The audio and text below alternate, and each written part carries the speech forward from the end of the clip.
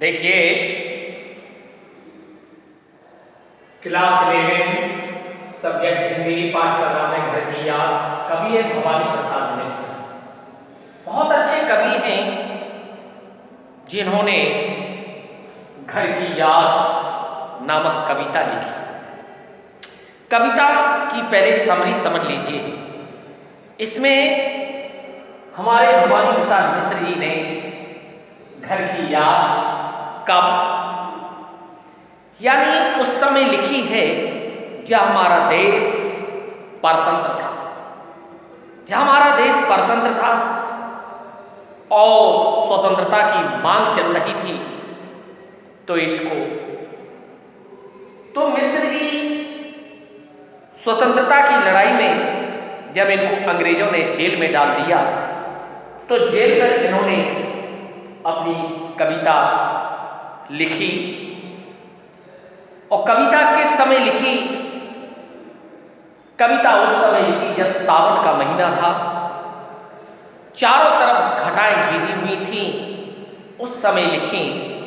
जैसे देख रहे हो आज का समय है, तो उसी प्रकार से सावन के महीने में उसको जब मिश्र जी जेल के अंदर थे, बंद थे, तो उसको याद आ रही है।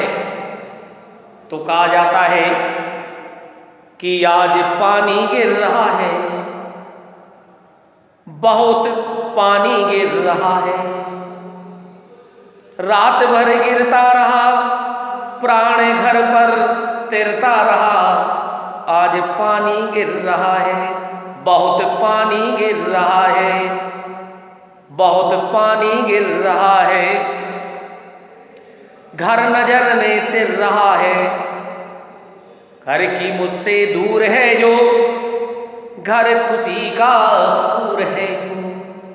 देखिए, सावन का महीना है और पूरी रात पानी गिरता रहा और पूरी रात गिरता रहा। तो उसको मिश्र जी को अपना घर याद आता रहा। घर याद आता है और अपने घर की याद आती है, क्योंकि सावन का महीना था, बहन घर में आई हुई थी, तो उनको अपने घर की याद आ रही है। तो कहते चार भाई चार बहने, भुजा भाई प्यार बहने।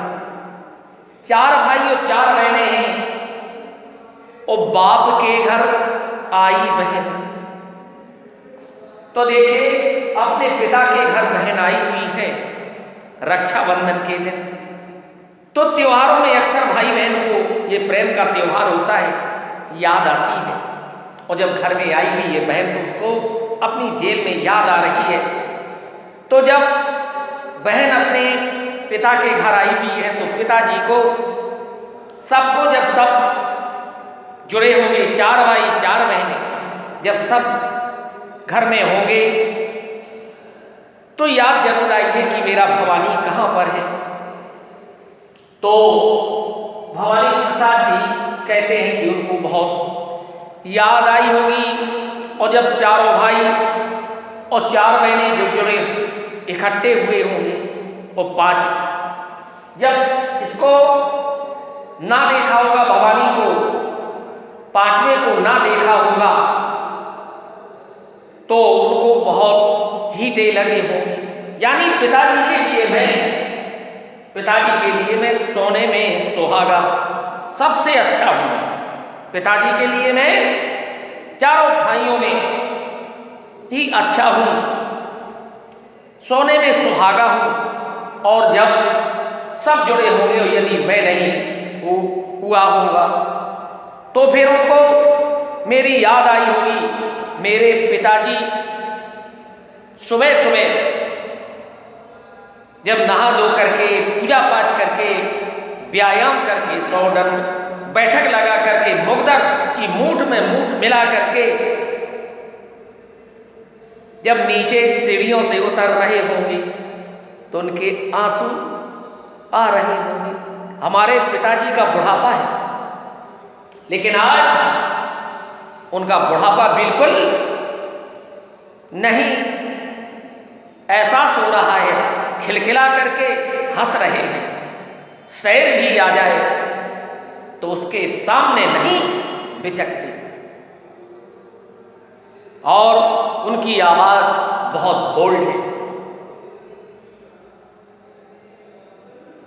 बहुत बोल्ड है और सबके सामने साहस के साथ कार्य लेते हैं। लेकिन जब मुझे नहीं देखा होगा तो उनको ये मेरी याद आकर के आंखों में आंसू, जब मेरी माता जी ने देखे होंगे तो माता जी कहते हैं ये आंसू किस लिए हैं, आपके आंखों में आंसू क्यों हैं?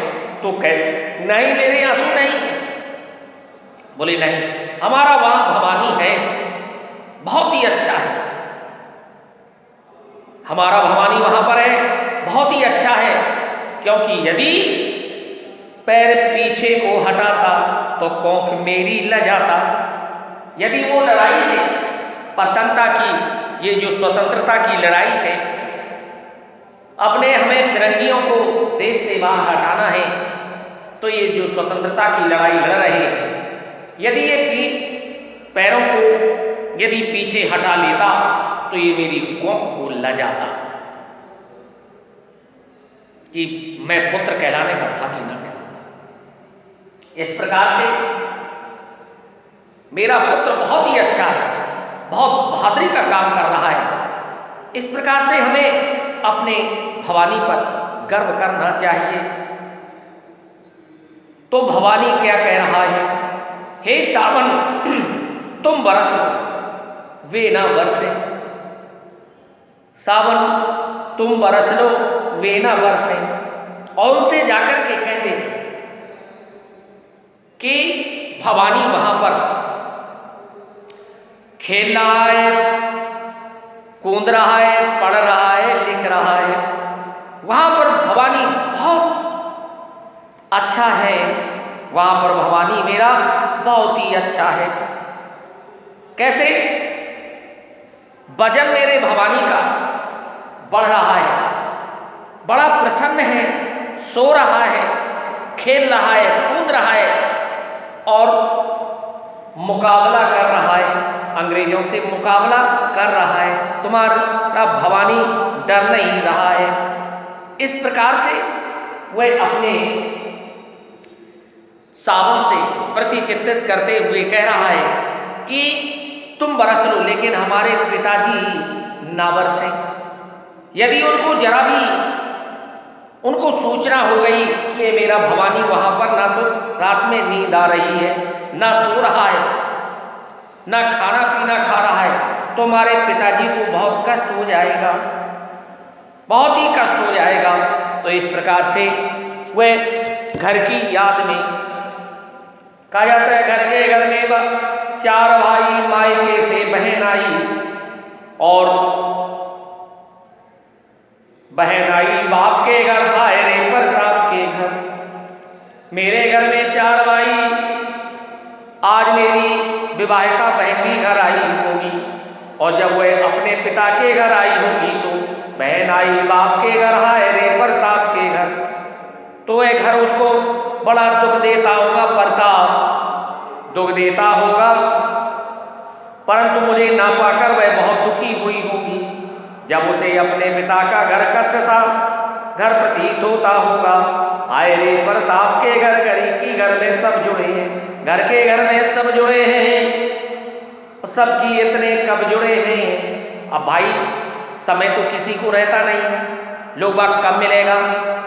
जब घर में कोई त्योहार उत्सव होगा तभी तो सभी लोग मिलते हैं, नहीं तो जब जिसके विवाह हो जाती, बहनों की विवाह हो जाती तो अपने घर की हो जाती, कभी व्यक्ति जुड़ नहीं पाता, फंक्शनों में आदमी जुड़ पाता है।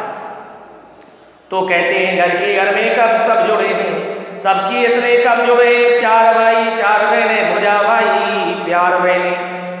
मेरे घर में सब भाई आपस में प्रेम के कारण बहुत गहरे जुड़े हुए हैं, इनमें गहरा लगाव है, प्रेम में ऐसा भाईचारा बहुत कम देखने में मिलता है। ये भी जानते हो कि ऐसा देखने में बहुत कम मिलता है। मेरे चार भाई हैं, वे सब के सब भुजा के समान सहयोग, भुजाओं के समान सहयोगी हैं, कर्मशील हैं और बलिष्ठ हैं। मेरी बहनें भी 4 हैं, वे चारों स्नेह की भंडार हैं। 4 बहनें और वो भी चारों स्नेह की भंडार हैं, चारों स्नेह की भंडार हैं।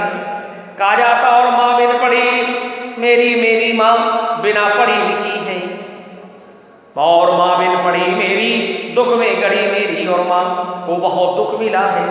तो कहते माँ की इसकी गोद में सिर, माँ की गोद में सिर जिसने भी रख लिया, माँ की गोद में जिसने सिर रख लिया, माँ की जिसकी गोद में सिर रख लिया, तो फिर दुख नहीं है, तो दिख फिर उसको होता ही नहीं है। माँ की उसकी स्नेह धारा, माँ की स्नेह धारा, माँ की तो स्नेह धारा, माँ का बहुत बड़ा स्थान है। माँ की स्नेह धारा का यहाँ तक ही पसारा, माँ की स्नेह धारा का, मैं जेल में बंद हूँ फिर भी यहाँ तक उसका स्नेह प्यार फैला हुआ है। माँ का स्नेह यहाँ तक फैला हुआ है। जब किसी को कष्ट होता है, याद रखना, फीवर भी होता है, तो माँ के हृदय में कष्ट होने लगता है, उसको नींद नहीं आती कि आज मेरे बेटे का, बेटा चाहे जितने दूर हो, यदि बेटे को कोई कष्ट होता है तो उसको सबसे पहले कष्ट होता है। ये यथार्थ सत्य है। तो माँ का स्नेह धारा का यहाँ तक है पसारा, उसे लिखना नहीं आता, माँ को लिखना नहीं आता, जो कि उसका पत्र पाता, जो कि मैं उसका पत्र पाता और मैं उसका ये पत्र पढ़ता। तो कहा जाता है पिताजी जिनको बुढ़ापा, पिताजी जिनको बुढ़ापा एक क्षण भी नहीं व्यापा, जो इनको एक क्षण भी नहीं व्याप्त होता है, तो कहा जाता है नहीं व्यापा। जो भी दौड़ जाए, जो अभी भी दौड़ जाए, जो भी अभी दौड़ लगाते हैं, जो अभी भी दौड़ लगाते हैं, और जो अभी भी खिलखिलाएं, जो खिलखिला करके हंसते हैं, जो अभी भी खिलखिला करके हंसते हैं, मौत के आगे न हिचके, यानी मौत के आगे भी वो डरते नहीं हैं। मौत के आगे न हिचके, शेर के आगे न बिचके, शेर भी आ जाए तो उससे डरते नहीं हैं। बहुत बोल्ड है, स्वाभिमान है। बोल में बादल गरजता, बोल में ऐसे बोलते, इतने बोल्डता के साथ बोलते हैं कि बादल गरजता, काम में झंझा लरजता, काम में बिजली के समान फुर्ती है। जैसे कभी कहा जाता है कि धीरे धीरे कार्य नहीं करना चाहिए, कार्य में बहुत फुर्ती होना चाहिए। जैसे अपन लोग कोई कार्य करते हैं, धीरे धीरे चले जाते हैं, नहीं, धीरे धीरे मत, कार्य में फुर्ती होना चाहिए, अच्छे से लगन के साथ, फुर्ती के साथ कार्य करना चाहिए। आज गीता पाठ करके, दंड 160 करके, आज गीता का पाठ करके और दंड 260 करके, 200 दंड बैठक लगा करके, और खूब मुगदर हिला हिला करके, खूब मुगदरों को ऐसे हिला हिला करके, मुगदर को हिला हिला करके, मूठ जिनकी मिला करके, मूठ को मिलाई होगी, चारों तरफ के मूठ मुगदर होती है। व्यायामशालाओं में लकड़ी की बनी होती है, करीब 20-20 किलो की, और उनको एक हाथ से लिए, एक हाथ से, और उनको खूब भानते हैं, ऐसे ऐसे ऐसे ऐसे भानते हैं, हिला हिला करके, मूठ उनकी मिला करके, जबकि नीचे आए होंगे, जबकि नीचे आए होंगे, नैन जल में चाय होगी, तो उनकी आंखें आंखों में भरी होंगी, चाय होंगे, हाय पानी गिर रहा है, हाय पानी गिर रहा है, इधर नजर में गिर रहा है, हाय नजर में पूरा घर तैर रहा है। 4 भाई 4 बहने, भुजा भाई प्यार बहने, भुजा भाई भुजा के समान उनका प्रेम है। खेलते खेलते ना या खड़े, खेलते या खड़े होंगे मेरे भाई, खेलते होंगे या खड़े होंगे, नजर उनको पड़े होंगे मेरे पिताजी को। ये 4 भाई पड़े होंगे पिताजी जिनको बुढ़ापा एक क्षण भी नहीं व्यापा, पिताजी का बुढ़ापा जैसे एक क्षण भी नहीं व्यापा, उन्हें ये एहसास होता ही नहीं है कि उनका ये बुढ़ापा। रो पड़े होंगे बराबर, वे रो पड़े होंगे बराबर, उन्हें देख करके उनको याद आ गई होगी मेरी, और वे रो पड़े होंगे, रो पड़े होंगे बराबर। 5वें का नाम लेकर, वे 5वें का नाम लेकर, 5वां मैं हूँ अभागा, मैं 5वां अभागा हूँ, सोने में सुहागा, मैं सोने में सुहागा हूँ। जैसे कहा जाता है सोने से ज्यादा भस्म प्यारी होती है, इसी सोने से सुहागा, बड़ा प्रिय होना, सोने में सुहागा होने बहुत प्रिय होना। पिताजी कहते रहे हैं प्यार में बहते रहे, पिताजी ये कहते रहे हैं और प्यार में बहते रहे हैं। आज उनके स्वर्ण बेटे, आज सोने के समान उनके बेटे, लगे होंगे उन्हें हेठे, उन्हें कम प्रतीत होते होंगे। फिर कैसे? क्योंकि मैं उन पर सुहागा, मैं क्योंकि उन पर बड़ा प्यारा हूँ, मैं उन पर बहुत प्यारा हूँ। मैं बना बैठा हूँ अभागा, मैं वहाँ पर अभागा बैठा हुआ हूँ, मैं अभागा बैठा हुआ हूँ। और माँ ने कहा होगा दुख कितना सहा होगा, माँ ने कहा होगा दुख कितना उनने सहा होगा, और दुख कितना वहा सहा होगा। आंख में किस लिए पानी, माँ ने देखा होगा कि पिताजी की आंखों में पानी है। अच्छा है वहाँ भवानी, तो उनसे कह रहे होंगे कि वहाँ पर मेरा भवानी बहुत ही अच्छा है। वह तुम्हारा मन समझा कर, वह तुम्हारा मन समझ कर और अपनापन समझ, तुम्हारा मन समझ करके, वो अपनेपन की भावना लेकर के समझ कर गया है, सो ठीक है। माँ ने कहा है कि वो गया है तो बहुत ही अच्छा किया है उसने, वहाँ पर गया है बहुत ही अच्छा, ठीक है। वह तुम्हारी लीक है, यो लीक का कार्य किया है उसने, बहुत अच्छा लीक का कार्य किया। और उन्होंने अपनी मानवता का, अपने कर्तव्य को निभाया है। पाँव जो पीछे हटाता कौन को मेरी लजाता, यदि वो अपना पैर पीछे हटा देता, कहने का तात्पर्य लड़ाई के समय, स्वतंत्रता की जब लड़ाई चल रही थी, वो पीछे हट जाता तो मेरी कोख को लजाता। जैसे माता यानी पुत्र वह अपनी माता को धन्य करता है, जो अपने कर्तव्य से चारों तरफ यश रूप फैला देता है, उसी की कोख माता की धन होती है। नहीं तो ऐसे तो बिना जन्म लेते हैं और चले जाते हैं। माता की कोख तभी शोभायमान देती जब अपने पुत्र उनके कर्तव्यों को अच्छा करता है, तभी माता की कोख शोभायमान देती है। पाँव जो पीछे हटाता कोख को मेरी लजाता, इस तरह होना कच्चे, इस तरह माता जी ने पिताजी को समझाया होगा कि तुम इस प्रकार से कच्चे मत हो, अपने हृदय को कच्चा मत करो, हमारे भवानी ने बहुत ही अच्छा कार्य किया है। तो ले रो पड़ेंगे बच्चे, और इस प्रकार के देख करके हमारे और भाई बहन हैं वो भी रो पड़े होंगे। पिताजी ने कहा होगा हाय कितना सहा होगा, पिताजी ने ये कहा होगा हाय कितना सहा होगा, कहाँ मैं रोता कहाँ हूँ, पिताजी ने कहा होगा मैं रोता कहाँ हूँ, धीर में खोता कहाँ हूँ, मैं धीरज कहाँ पर खो रहा हूँ, मैं अपना धैर्य नहीं खो रहा हूँ। ये सजीले हरे सावन, भवानी कह रहा है मेरे हरे सावन, उत्साहित करने वाले मेरे सावन, हे सजीले सावन, हे कि मेरे पुण्य पावन, तुम बरस लोगे न बरसे, तुम बरस लो लेकिन मेरे पिताजी के एक भी आंखों से आंसू न टपके, तो देखिए वर्षे 5 में कुएं न तरसे, 5 में कुएं न तरसे। मैं मजे में हूँ, सही हूँ, मैं बहुत यहाँ पर अच्छा हूँ, और घर नहीं हूँ बस यही है, मैं घर में नहीं हूँ यही है, किंतु बस बड़ा बस है, इसी बस में सब विरसे, इसी बस में सब विरसे। कहा जाता है, कहते हैं कि तो मैं घर में भी वियोग को बस कह रहा हूँ, मैं कहने को तो घर के वियोग को बस कह रहा हूँ, परंतु सच तो यह है कि घर से अलग रहना इतना आसान नहीं है। इसी वियोग में मेरा जीवन दुख में बन गया है, तो घर को छोड़ना तो कोई यानी वियोग की बात होती है, तो कहा जाता है सच है कि घर से अलग रहना इतना आसान नहीं है, घर से अलग रहना कोई आसान नहीं है। इसी वियोग में मेरा जीवन दुख में बन गया है, मैं अलगाव का नरक भोग रहा हूँ, अलगाव का यानी प्रेम का नरक भोग रहा हूँ। तो कहती किंतु उनसे ये कहना हे सावन, मेरे माता पिता से, मेरे फैमिली मेंबरों से ये कह देना, क्या कहना, उन्हें देते धीर रहना, उन्हें धीरज धारण करते देना, उन्हें कहना लिख रहा हूँ, उन्हें कहना मैं लिख रहा हूँ, पढ़ रहा हूँ और काम कर रहा हूँ, कहना मैं लिख रहा हूँ, पढ़ रहा हूँ, काम कर रहा हूँ, नाम करता हूँ, कहना और बहुत बड़ा नाम कर रहा हूँ, कहना चाहते हैं लोग, कहना लोग बहुत चाहते हैं, लोग उसको हृदय से लगाते हैं, कहना मत करो शोक, कहना तुम उनसे ये कहना कि उनके लिए कोई शोक ना करना, और कहना मस्त हूँ मैं, और कहना मैं बहुत ही मदमस्त हूँ मैं, काटने में व्यस्त हूँ मैं। काटने माने गांधी जी ने जो कहा था चरखा काटिए अपना समय, व्यक्ति को एक बात का ध्यान रखना चाहिए, व्यक्ति को अपना समय व्यस्त नहीं करना चाहिए, हमेशा कार्य करना चाहिए, अपना कार्य अपने हाथ से करना चाहिए। गांधी जी ने कितना अच्छा बोला था कि कुछ करो, स्वदेशी अपनाओ, विदेशियों का त्याग करो, अपने हाथ से चरखा काट करके सूत काटो, फिर उससे कपड़े बुनेंगे, इससे अपना विकास होगा। हर व्यक्ति को अपने हाथ में काम मिलेगा, जब काम मिलेगा तो व्यक्ति खुशहाल हो जाएगा। आज का इंसान कार्य नहीं करना चाहता है तो ऐसा नहीं करना चाहिए। ऐसे स्टूडेंट फ्री के नंबर लेना नहीं चाहिए, नहीं, मेहनत करो।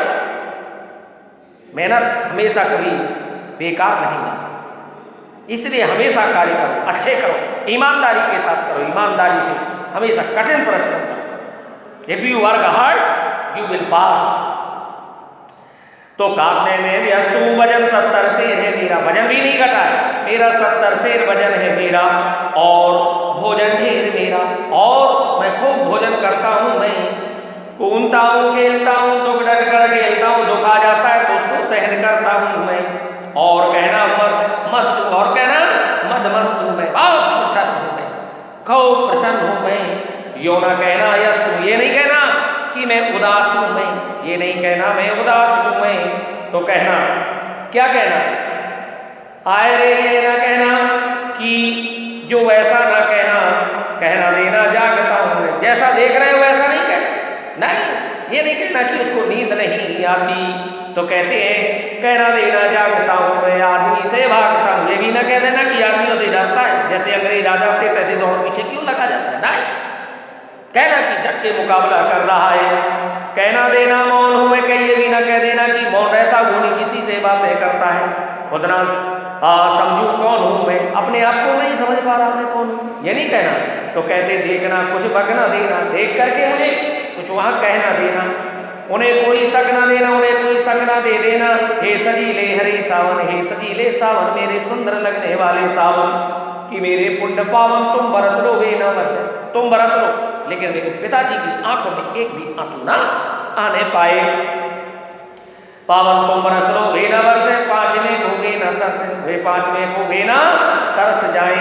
इस प्रकार से वे कवि मिस्र की घर की याद में अपने आप को कहते हुए हैं कि अपने माता पिता को बहुत अच्छा देखना चाहते, प्रसन्न अपने कर्तव्य से जीवन बिताना चाहते हैं। प्रत्येक व्यक्ति को अपने कठिन परिश्रम से व्यतीत करना चाहिए, अपने कर्तव्यों के द्वारा माता पिता को खुश करना चाहिए, अपने जीवन को खुश करना चाहिए, हमेशा कठिन परिश्रम और कठिन परिश्रम की सफलता को प्राप्त करना चाहिए। हमारे महात्मा गांधी ने भी कहा है कि पद को निश्चित करो और उस पद को प्राप्त के लिए कठिन परिश्रम करो, वहां तक जब तक लगे रहिए जब तक कि उसको पद को प्राप्त ना हो जाए, तब तक कार्य करते रहिए, अच्छा कार्य करो, अपने स्वाभिमान से जियो और अपने स्वदेशी बनो, भारत से, माता पिता से, भाई बहनों से, अपने पार्टनरों से निष्पक्ष व्यवहार करो।